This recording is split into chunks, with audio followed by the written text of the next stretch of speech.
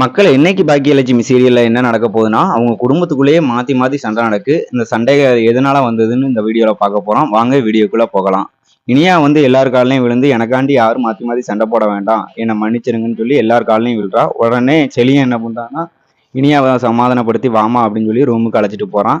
கரெக்டா அந்த சமயம்னு பார்த்து வேலைக்காரி செல்வி அவங்க வராங்க. உடனே செல்வியை பார்த்து, ஈஸ்வரி உன்னை எதுக்குடி இங்க வந்த? உன்னை தான் இங்க வரக்கூடாதுன்னு சொல்லியிருக்கேன்ல. நீயும் உன் புள்ளையும் பண்ண துரோகத்துக்கு உன்னை இந்த வீட்டு வாசலுக்கே வரக்கூடாதுன்னு சொல்லியிருக்கேன் அப்படின்னு சொல்றாங்க. உடனே நான் எதுக்குமா வரப்போறேன்? அதான் என் பிள்ளைய அடிச்சு நீங்க ஆஸ்பத்திரியில படுக்க போட்டீங்கல்ல. நான் எதுக்கு உங்க வீட்டு வாசப்படியை மிதிக்க போறேன்? என் பொருள் ஒண்ணு இருக்கு, அதை வாங்க தான் வந்திருக்கேன் அப்படின்னு சொல்லி, பாக்கியாக்கா என் நகையை கொடுங்க அப்படின்னு சொல்லி கேட்காங்க. உடனே ஈஸ்வரி, இவன் நகையெல்லாம் எதுக்கு நீ வாங்கி வச்சிருக்க? இவனெல்லாம் இந்த வீட்டு வாசலுக்கே வரக்கூடாது. இவங்கெல்லாம் நம்ம குடும்பத்துக்கு பெரிய துரோகம் பண்ணியிருக்காங்க.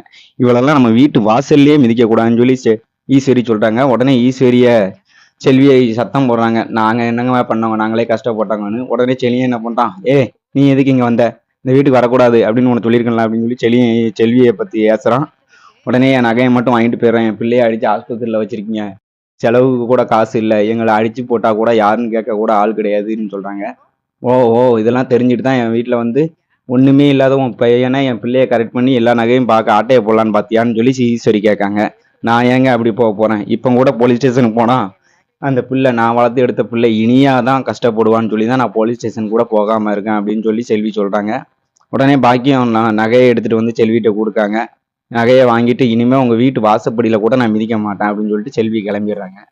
உடனே சோகத்துல இருக்கா, பாக்கியம் சோகத்துல இருக்கா. உடனே வாரான் கோபி வந்து பக்கத்துல வந்து உட்காந்துட்டு, எதுக்குமா என்னம்மா யோசிச்சுக்கிட்டு இருக்க? நீ இப்ப வர வர சரியில்லை அப்படி இப்படின்னு சொல்லி மாத்தி மாத்தி ரெண்டு பேருக்குள்ள சண்டை வந்துருது. உடனே பாக்கியா கோபியை பார்த்து, நீ இந்த வீட்டை விட்டு வெளியே போ, உன்னை யாரும் இந்த வீட்டுக்கு வர சொன்னா அப்படின்னு சொல்லி கேட்காங்க. ஏன் என்னை வீட்டை விட்டு வெளியே அனுப்பிட்டு அந்த ஆகாஷுக்கும் நம்ம பொண்ணு இனியாவுக்கும் கல்யாணம் பண்ணி வைக்க போறியான்னு உடனே பாக்கியாவை பத்தி கேட்காங்க. ஆமா, என் பொண்ணு வாழ்க்கை, நான் என்னனாலும் பண்ணுவேன் அப்படின்னு சொல்லி பாக்கியமும் சொல்றாங்க. கோபிக்கும் இவங்களுக்கும் மாத்தி மாத்தி சண்டை நடக்கு. நாளைக்கு வீடியோல என்ன நடக்க போகுதுன்னு தெரியல. நாளைக்கு வீடியோ வந்தாதான் தெரியும்.